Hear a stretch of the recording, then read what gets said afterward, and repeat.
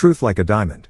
Chapter 3:3-3. 3. What does it mean to be justified? 2. Forensic significance. It is not easy to lay down a definition to being justified. The Catholic and Protestant churches interpret the term differently. Scholars of the two parties have debated for many years on whether the term signifies being proclaimed as righteous or made righteous. Protestant scholars emphasize the forensic aspect and thus preferred the meaning that God was regarding sinners as righteous. Catholic scholars, on the other hand, have remained faithful to their doctrine of infused grace, preferring the meaning that God acted to make sinners righteous. This is a topic of debate even within the Protestant Church. However, if one reads Romans with careful attention to the context, the definition of being justified can be clearly seen. The passage in the Bible with the most frequent mention of being justified is Romans 3:23-30. For all have sinned and fall short of the glory of God, being justified as a gift by His grace through the redemption which is in Christ Jesus, whom God displayed publicly as a propitiation in His blood through faith. This was to demonstrate His righteousness, because in the forbearance of God He passed over the sins previously committed, for the demonstration, I say, of His righteousness at the present time, so that He would be just and the justifier of the one who has faith in Jesus. Where then is boasting? It is excluded. By what kind of law? Of works? No, but by a law of faith. For we maintain that a man is justified by faith apart from works of the law. Or is God the God of Jews only? Is He not the God of Gentiles also? Yes, of Gentiles also, since indeed God who will justify the circumcised by faith and the uncircumcised through faith is one. It is still difficult to catch on to the exact meaning of being justified by this passage alone. In order to understand the meaning of being justified, it is necessary to examine the background for this passage, Romans 1:18-3:20. In this preceding passage, Paul discusses the corruption of the Gentiles and the sins of the Jews. He warns us that God's wrath will show due to the sins of man, by starting this passage with the main verse in Romans 1:18, "For the wrath of God is revealed from heaven against all ungodliness and unrighteousness of men who suppress the truth in unrighteousness." Toward the end of this passage in Romans 3:19, Paul declares that all the world may become accountable to God, and in the final verse 20, he writes the following, "Because by the works of the law no flesh will be justified in His sight." It can be seen here, as well as throughout chapter 2, that the term justified is being used in a forensic context, the context of God's judgment. We must therefore interpret the term as having forensic significance. In other words, it is a declaration of innocence that exempts us from punishment. 3. Relational significance. The primary meaning of being justified is the forensic one. However, that is not all. There exists a relational significance as well. I had heard of this concept not too long ago, but I could not come to complete agreement with the view at the time. However, I then happened to stumble across a certain news article on the web,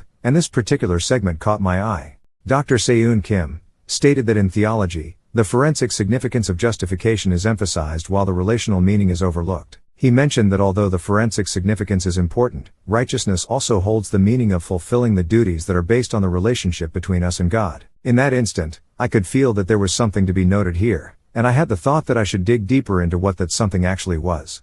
I immediately purchased and read Dr. Kim's book, Justification and Sanctification. I learned a great deal of important things from that book, but I still could not bring myself to 100% agreement with the relational aspect of justification. The book that gave me the conclusive support in this area was Dr. Ng Hong's How Will You Read the Book of Romans? In said book, Dr. Hong gave the following incredible explanation of the relational aspect of justification.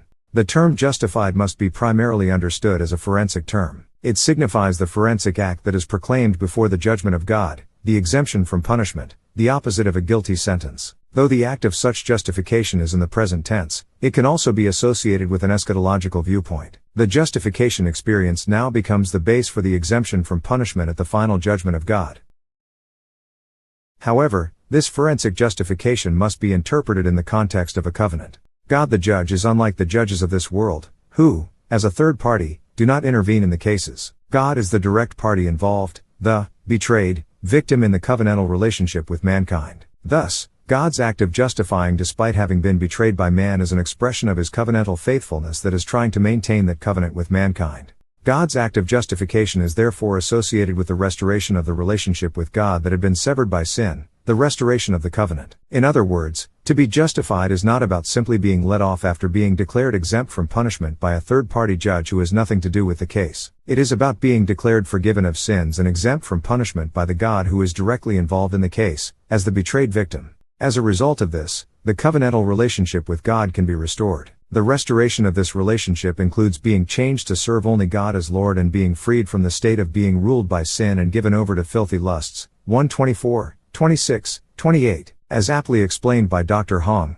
the one who justifies us is God, and God is not a third party. God is not like the judges of this world, who simply declare a not guilty sentence over the defendant who has nothing to do with themselves. He is the victim of the sin and treason committed by mankind. It was this God that sent his Son to this world to die on the cross and justify us. Hence, our relationship with God is restored the moment he deems us righteous. The true believer begins to live a life of obedience to God from that moment on. This is what happens when God justifies us. It is therefore clear that the term justified includes within it the notion of living righteously.